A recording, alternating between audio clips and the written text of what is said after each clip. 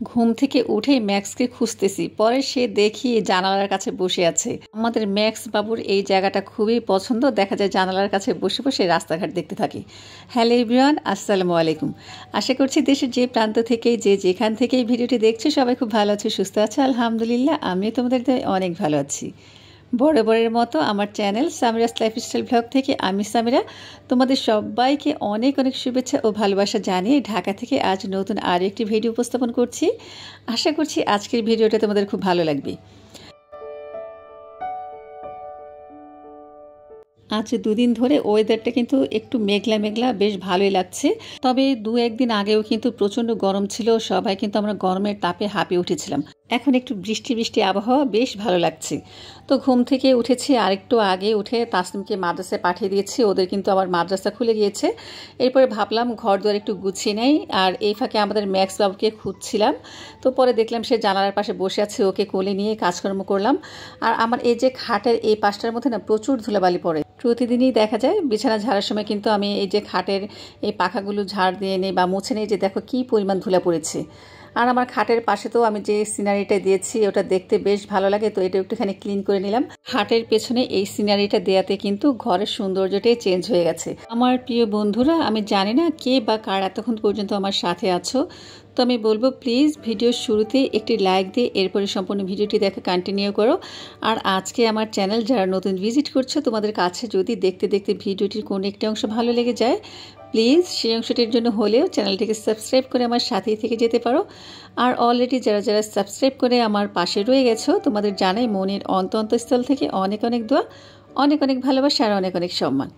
আর দেখো আমি কিন্তু রুমটাকে খুব সুন্দর মতন ক্লিন করে নিয়েছি। আসলে সৌন্দর্য বর্ধনে তেমন টাকা পয়সার প্রয়োজন হয় না, হালকা কিছু জিনিস দিয়ে কিন্তু ঘরটাকে সুন্দর করে ডেকোরেট করা যায়। তো আমার কিন্তু এই বেডরুমটা আমার খুবই পছন্দের একটা জায়গা। দেখা যায় মাঝে মাঝে এখন আমি আমার ডিভানের পাশে যে গাছগুলো রেখেছি, আর্টিফিশিয়াল যে গাছগুলো, সেখানে বসে একটু গল্প করি বা একটু বই পড়ি বা বাইরে একটু তাকিয়ে থাকি, আমার কাছে খুব ভালো লাগে। আর এখন তো বেশিরভাগ সময় ম্যাক্সকে নিয়েই সময় কাটায় আমি আমার মেয়েরা। তো ঘর দুয়ার গুছিয়ে আমি কিন্তু ড্রয়িং রুমটা গুছিয়ে আসছি, ডাইনিংও গুছিয়ে আসছি, আর এখন এই যে নাস্তা বানাচ্ছি। আজকে মনে হয় প্রায় 1.5-2 বছর পরে আমি নিজের হাতে পরোটা বানাবো। তো দেখা যায় ঈদের সিজন, এখন তো দেখা যায় হোটেল টোটেল বন্ধ। আবার ফ্রোজেন পরোটা আনতে পাঠিয়েছিলাম, তো সেখানে যেয়ে দেখে যে পরোটা নাই, শেষ হয়ে গেছে, তো পরোটাও আনতে হবে। তো কি আর করব, বাধ্য হয়ে এখন আজকে আমি পরোটা বানাচ্ছি। আমাদের 4 জনের জন্য জাস্ট যে কটা পরোটা হবে সে কটাই বানিয়ে রাখছি। তাসনিম মাদ্রাসা থেকে এসে খাবে। তাসনিমের কিন্তু আজকে মাদ্রাসা খুললো প্রথম, আর দেখলাম মা দোকানপাটও খোলা শুরু করেছে। তো আমি পরোটা কিন্তু এখন বানাবো, তার আগে পিঁড়িটা একটুখানি আর কি আটার গোলা দিয়ে মুছে নিলাম।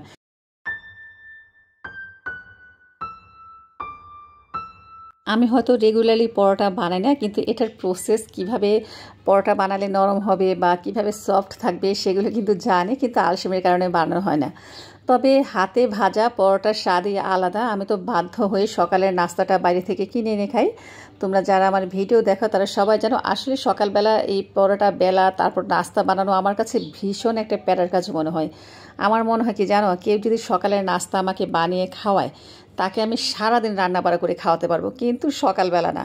দেখা যায় যত গেস্টে আসুক না কেন, হয়তো বা আমি বেশিরভাগ ম্যাক্সিমাম টাইমেই বাইরে থেকে খাবার কিনে এনে খাওয়াই, অথবা মাঝে মাঝে দেখা যায় খিচুড়ি বা বোয়া রান্না করি, তবে সেটা খুব কম। ম্যাক্সিমাম টাইমেই আমি সবাইকে নাস্তা কিনে এনে খাওয়াই। আজকে বাধ্য হয়ে পরোটা বানাচ্ছি, তবে বেশ ভালোই লাগছে, অনেকদিন পরে বানাচ্ছি তো। আমি কিন্তু আটার গোলার মধ্যে পানি যখন দিয়ে মেখেছিলাম, সেই সাথে একটুখানি তেল দিয়েছি, তাই পরোটার ভেতরে এখন আর তেল দিলাম না। প্রতিটা পরোটা যদি এভাবে আর কি 4 ভাঁজ করে রেখে দেই 5 মিনিটের জন্য, এরপরে কিন্তু বেলতে খুবই ইজি হয়। যে দেখো খুব ঝটপট কিন্তু বেলা হয়ে যাচ্ছে। আর একটার উপরে একটা রাখার কারণে অনেক সময় দেখা যায় পরোটা লেগে যায়। তো পরোটার উপরে যদি এভাবে আটা ছিটিয়ে এরপরে রাখি, তখন কিন্তু পরোটাগুলো লেগে যায় না। আর এদিক দিয়ে নাফে বলছে আর কি নুডলস খাবে, আর ওর প্রচণ্ড ক্ষুধা পেয়েছে একটু, এখন দেখা যায় পরোটা ভাজতে সময় লাগবে, তাই চিকেন বল দিয়ে আর নুডলস দিয়ে খেতে দিয়ে দিলাম, পরোটা পরে খাবে। আমি যে পরোটার ভিতরে তেল দিলাম না, তারপরেও দেখবে পরোটা কিন্তু খুব সুন্দর মতন ফুলবে। আসলে আমি তো আর কি আটা গোলার সময় তেল দিয়েছিলাম, এই কারণে কিন্তু এখন আর ভিতরে দিইনি। আর এই যে দেখো কত সুন্দর ফুলেছে, এখন জাস্ট অল্প একটু তেল দিলে কিন্তু পরোটাগুলো খুব সুন্দর ফুলে উঠবে। তবে এক্ষেত্রে চুলার জালটাও কিন্তু অনেকটাই ডিপেন্ড করে যে চুলার জাল কেমন আছে। চুলার আঁচ যদি বেশি কমানো থাকে সেক্ষেত্রেও পরোটা ফুলবে না, আবার যদি বেশি বাড়ানো থাকে সেক্ষেত্রেও পরোটা পুড়ে যাবে, অত একটা সুন্দর হবে না। এটাও কিন্তু একটা ব্যালেন্সের ব্যাপার। আর এই পরোটা ভাজা বা রুটি ভাজা আমার আব্বা আমাকে শিখিয়েছে। আগে আমি কিছুই পারতাম না বিয়ের আগে, কিন্তু বিয়ের পরে কিন্তু সব জিনিসই শিখেছি। আর দেখো ডিমটাও এখন আমি ভেজে নিচ্ছি আমার বরের জন্য। ও আবার পরোটার সাথে বা রুটির সাথে ডিম ভাজা খেতে পছন্দ করে, আমার আবার আর কি ডিম পোচ হলে হয়ে যায়। তো এখন আমার জন্য একটা ডিম পোচ করে নিব। আর আমি কিন্তু এই ফ্রাই প্যানের মধ্যে ভেজে নিচ্ছি, খুবই সামান্য তেল দিয়ে। ফ্রাই প্যানগুলোতে একটু সুবিধাই আছে, দেখা যায় অল্প তেলেও কিন্তু আর কি ডিম ভাজা হয়ে যায়। তো আমার কিন্তু পরোটা বানানো শেষ, ডিম ভাজা শেষ। আর এখন আমার জন্য চা করে নিচ্ছি, চাটা একদম ঘন লিকার দিয়ে। এমন এক কাপ চা কিন্তু আমার সারাদিনের ক্লান্তিকে দূর করে দেয়। আমার বরকে দিয়েছি ডিম ভাজা দিয়ে, আর গরুর মাংস ছিল ওটা দিয়ে পরোটা দিয়ে দিয়েছি। নাফি খাচ্ছে হচ্ছে নুডলস। তাসনিমের জন্য পরোটা রেখে দিলাম, ও আসলে হয়তো বা বলবে চা দিয়ে খাবে। তাসনিম আবার চা খেতে খুব পছন্দ করে, আমার সাথে থেকে থেকে চা খাওয়া শিখে গেছে। এখন আমি আগে ডিমটা খেয়ে নিব, এরপরে চা দিয়ে পরোটা খাবো। চা দিয়ে পরোটা চুবিয়ে চুবিয়ে খেতে কিন্তু বেশ ভালো লাগে।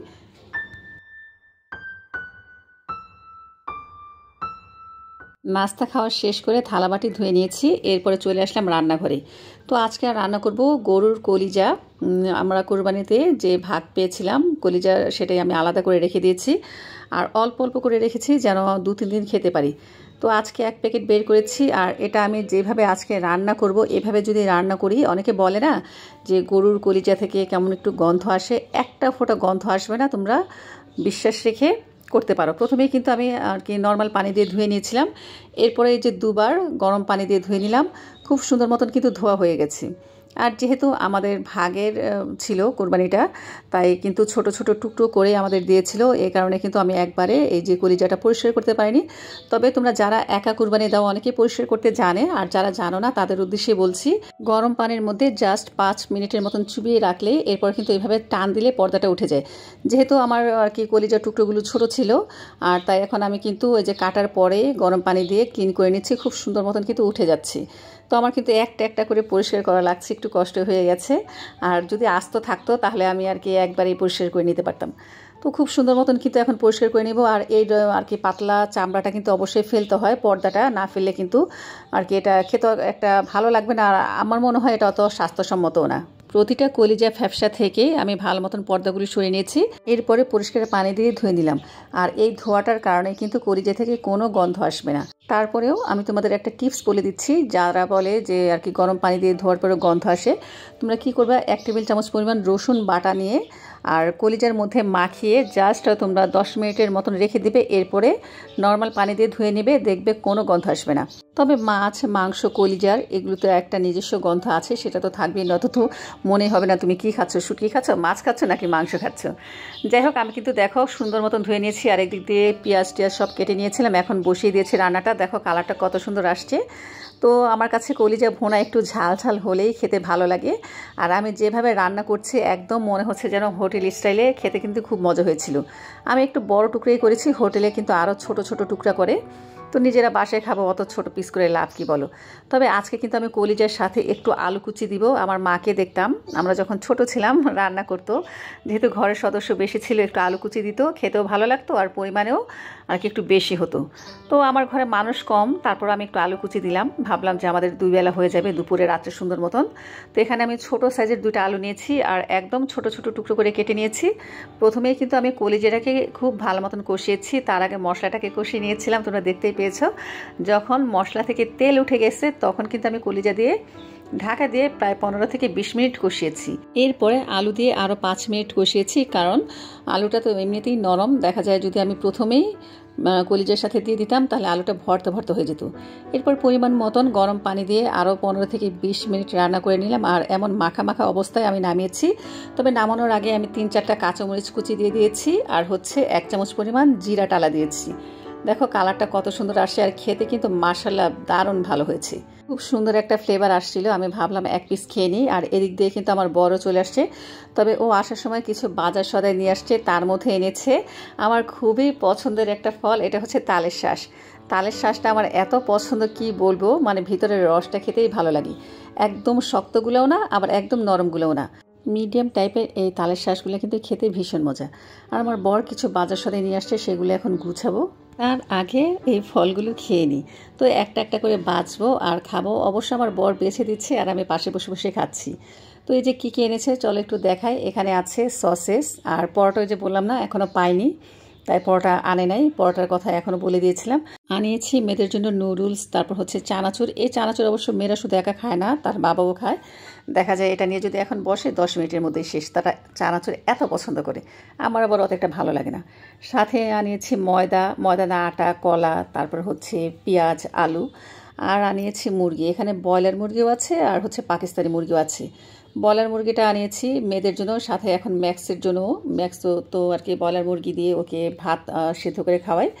তো এখন প্রায় সন্ধ্যা 7:30 বাজে। সন্ধ্যার নাস্তা আনিয়েছি আর আসছি আজকে আমার বাসায় আমার ভাসুরের ছেলে। তো প্যাটিস আনিয়েছি আর করেছি চা। প্যাটিসগুলো কিন্তু বেশ বড় বড় সাইজের আর দাম নিয়েছে 50 টাকা করে। তবে দাম অনুযায়ী কিন্তু প্যাটিসগুলো খুব বড়। আর এগুলো কিন্তু লাইফ বেকারি থেকে আনিয়েছি। আমার বাসার কাছেই 2-3টা লাইফ বেকারি। তো যখন খেতে ইচ্ছে করে ঝটপট নিয়ে এসে চটপট করে খেয়ে ফেলি। আর ওদের কিন্তু আর কি একটা কেক হয়, ওই কেকটাও খেতে ভীষণ মজা। আর কি ওভালটিন কেক আর নর্মাল কেক, দুটোটা কেকেই আর কি খেতে খুব ভালো লাগে। এই প্যাটিসের মধ্যেও কিন্তু 2টা আইটেম পাওয়া যায়, একটা হচ্ছে 45 টাকা করে, একটা হচ্ছে 50 টাকা করে। তবে 5 টাকার জন্য আমার মনে হয় 50 টাকা দামেরটাই ভালো। আমি ওভেনে জাস্ট 30 সেকেন্ড গরম করে নিলাম, এতে করে কিন্তু একদম মুচমুচে হয়ে গেছে আর খেতেও খুব ভালো লাগছে। সাথে আছে টমেটো সস। তো এটা হলে তো আর কিছুই লাগে না, কিন্তু আমাদের আবার চা লাগবে।